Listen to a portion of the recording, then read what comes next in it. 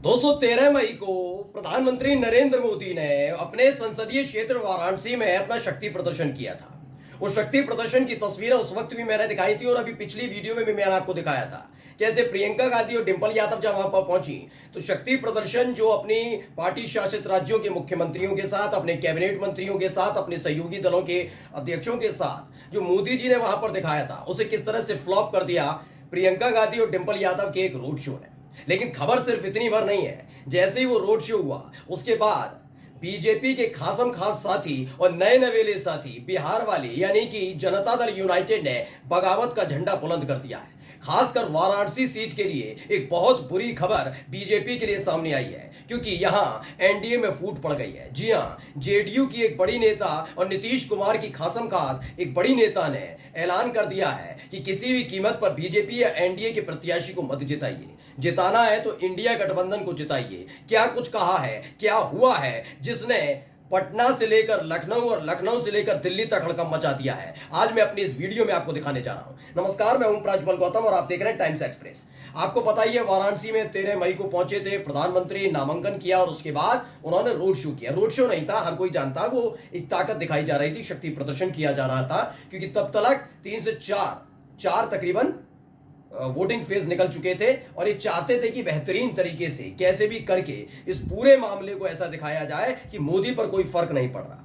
लेकिन हो गया है उल्टा, क्योंकि अब एनडीए में ऐसी बगावत हुई है जिसके बारे में सपने में भी ना मोदी ने सोचा होगा, ना शाहबाबू ने सोचा होगा। और बिहार में जो बीजेपी के नेता इस वक्त गाड़ी पर लाल बत्ती लगाकर घूम रहे हैं, उन्होंने भी नहीं सोचा था, क्योंकि जेडीयू ने अब संकेत दे दिए हैं कि 4 जून के बाद न केवल देश से बल्कि देश की सत्ता के साथ साथ बिहार की सत्ता से वो आउट होने जा रहा है। और सबसे बड़ी परेशानी ये है कि वाराणसी सीट पर बीजेपी फंस गई है। कैसे, मैं आपको दिखाने जा रहा हूं, पहले आप वीडियो देखिए। आप सभी मतदाताओं को मेरा सादर नमन, वंदन, चरण स्पर्श। नमो बुद्धाय, जय भीम। कल छठे चरण का मतदान है, यानी 25 मई दिन शनिवार को छठे चरण का मतदान है। सभी मतदाता बंधुओं सबसे पहले मतदान करें, इसके बाद जलपान करें। आपका बस्ती में है आदरणीय चाचा श्री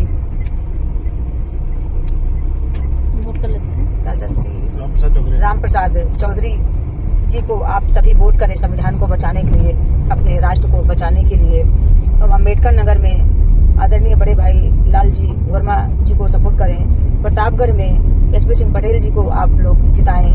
तो हम फूलपुर में भी इंडिया गठबंधन के प्रत्याशी को जिताएं। प्रयागराज में आप बड़े भाई उज्जवल रमण जी को भी आप लोग जिताएं। संविधान की रक्षा के लिए, इन तानाशाहियों को हटाने के लिए, जो देश में काले अंग्रेजों की जो हुकूमत चल रही है, तानाशाही सरकार को हटाने के लिए आप सभी लोग संविधान की रक्षा के लिए कल 25 मई दिन शनिवार को सभी लोग मतदान करें और जवाब दें सरकार को कि देश की जनता संविधान की रक्षा के लिए प्राण तक देने के लिए तैयार है। सभी लोगों से निवेदन है कि इस बार सत्ता परिवर्तन आप लोग कराइए और हम लोग आपके साथ हैं। मैं बांदा जिला से हूँ, शालिनी पटेल, जनता दल यूनाइटेड से प्रदेश अध्यक्ष हूँ। मेरे लिए सबसे पहले देश का संविधान है, देश है, पार्टी बाद में है।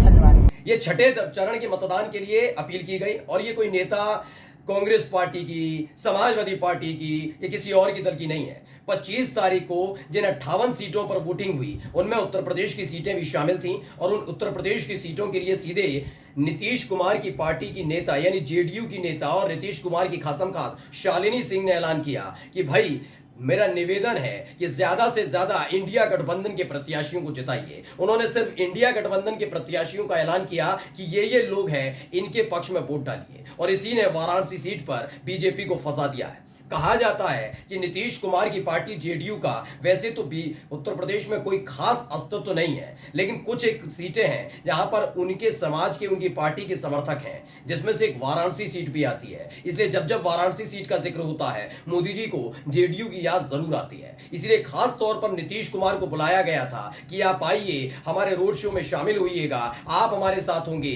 तो वाराणसी में जो आपके समर्थक हैं, आपके समाज से आने वाले तमाम वोटर्स हैं, वो मोदी जी के पक्ष में वोट डालेंगे। लेकिन जब उनकी ही पार्टी की तरफ से ऐलान कर दिया जाए कि बीजेपी नहीं, एनडीए नहीं, बल्कि इंडिया गठबंधन के प्रत्याशियों को जिताइए, तो यह अपने आप में चुनाव के आखिरी फेज से पहले एनडीए में फूट की और बगावत की बड़ी खबर है।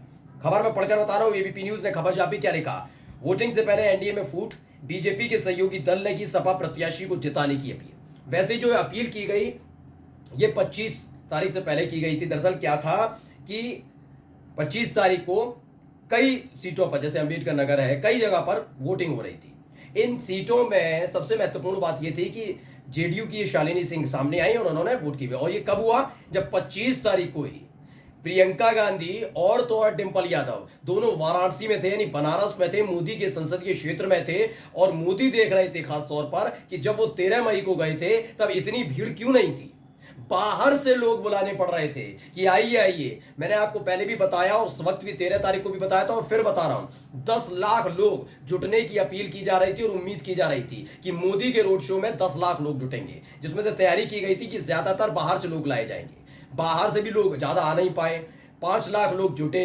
5 लाख में से भी आधे से ज्यादा, मतलब माने जा रहे हैं तकरीबन 2.5 से 3 लाख लोग बाहर से आए थे। यानी वाराणसी सीट पर जो 13 मई को मोदी जी ने रोड शो किया अपने तमाम नेताओं के साथ मिलकर, उसमें मात्र वाराणसी के 2 लाख लोगों ने शिरकत की थी। मैं ये नहीं कह रहा नहीं शिरकत की थी, लेकिन अगर उसे अनुमानतः ये भी सोच लिया जाए कि 5 लाख लोग नहीं आए, 5 लाख लोग वाराणसी के ही होंगे, तो मात्र वोटर्स जो हैं, वाराणसी के जो वोटर हैं, उनमें 7.4% वोटर्स ही सिर्फ मोदी की रैली में शामिल हुए। अगर ये मान लिया जाए कि 5 लाख लोग वाराणसी के ही थे, तो वैसे तो बाहर से आए थे, लेकिन तब भी मैं मानता हूं कि वाराणसी के अगर वोटर्स जुटे मोदी के रोड शो में, वो भी 5 लाख, तो वो वाराणसी की जो जनसंख्या उसके हिसाब से मात्र 7.4% लोग ही वाराणसी में मोदी के रोड शो में जुटे थे। और अगर ये वोटों में तब्दील हुआ तो अनुमान लगाइए 7.4% वोटों पर क्या कोई प्रत्याशी जीत सकता है? ये सोच कर रखिएगा। जबकि मोदी के बाद इन्होंने, यानी प्रियंका गांधी ने, डिंपल यादव ने जो रोड शो किया है, उसमें माना जा रहा है 15 लाख से ज्यादा लोगों की भीड़ जुटी थी।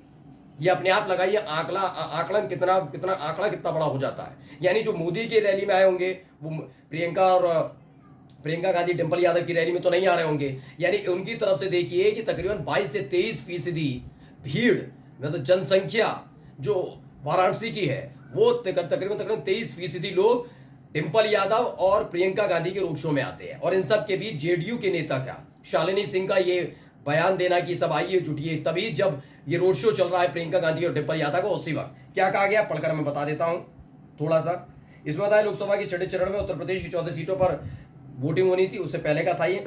इसी बीच पूर्वांचल में बीजेपी के नेतृत्व वाले राष्ट्रीय जनतांत्रिक गठबंधन या एनडीए में फूट पड़ती दिखाई दी। बीजेपी के सहयोगी दल की नेता ने समाजवादी पार्टी और कांग्रेस के प्रत्याशी को जिताने की अपील की, जिसका वीडियो भी सोशल मीडिया पर वायरल हो रहा है और जो वीडियो मैंने आपको दिखाया, यानी वाराणसी वाली सीट भी फंसती हुई नजर आ रही है। मैंने आपको बताया कि जेडीयू का जो जनाधार है, जनाधार तो नहीं कहूंगा, मैं कहूंगा कि कुछ हद तक कई विधानसभा सीटों पर, क्योंकि जेडीयू के प्रत्याशी भी जीते, वो इस समय उत्तर प्रदेश में उनके विधायक भी हैं, ऐसे में जेडीयू का दबदबा थोड़ा बहुत है। और ये, लेकिन ये पश्चिमी उत्तर प्रदेश में नहीं है। पश्चिमी उत्तर प्रदेश, कन्नौज, मैनपुरी, ये इस साइड नहीं है, इनका वाराणसी की साइड, वाराणसी, जौनपुर, इस साइड इनका बहुत दबदबा है। इसीलिए खास तौर पर वाराणसी के लिए बुलाया गया था जब रोड शो हो रहा था। अब जब वहीं उसी रोड शो के फौरन बाद जेडीयू की एक नेता है शालिनी सिंह, वो भी नीतीश कुमार की खासम खास, और वो कहे ना ना ना, आप वोट किसे देंगे? वोट देंगे कांग्रेस के प्रत्याशी को, वोट देंगे समाजवादी पार्टी के प्रत्याशी को। वो भी क्यों कह रही हैं? क्योंकि उनका साफ तौर पर कहना था कि भाई हमें अपने राष्ट्र को बचाना है, संविधान को बचाने के लिए और अपने राष्ट्र को बचाने के लिए इन नेताओं को वोट देना है। और जब ये ऐलान जेडीयू की तरफ से किया जाएगा, उनके नेता की तरफ से किया जाएगा, और उसकी तरफ से काउंटर भी नहीं किया जा रहा है जेडीयू की तरफ से कि शालिनी सिंह से हमारा कोई लेना देना नहीं, यानी कि चुनाव के बाद हो सकता है आने वाले दिनों में फिर से पलटी मारी देखने को मिले बिहार के अंदर। यानी 2 बड़े झटके लग गए 7वें चरण के मतदान से पहले ही। 7वें चरण के मतदान से पहले वाराणसी सीट फंस गई है सीधे तौर पर, क्योंकि अब तक तो भीड़ ही थी, जनता ही जुट रही थी। अब जब उनके अपने एक साथी ने बगावत का झंडा बुलंद कर दिया, तो सोचिए वाराणसी सीट फंसती नजर आ रही है। और बिहार में जो तमाम बीजेपी के नेताओं को अभी अभी रोजगार मिला था, मतलब सरकार में आए थे, मंत्री बने थे, उनसे उनकी सत्ता छिनने जा रही है। ये 2 बड़ी खबरें आज की सबसे बड़ी खबर है, जिसने बीजेपी को बुरी तरह बेचैन करके रख दिया है। नमस्कार।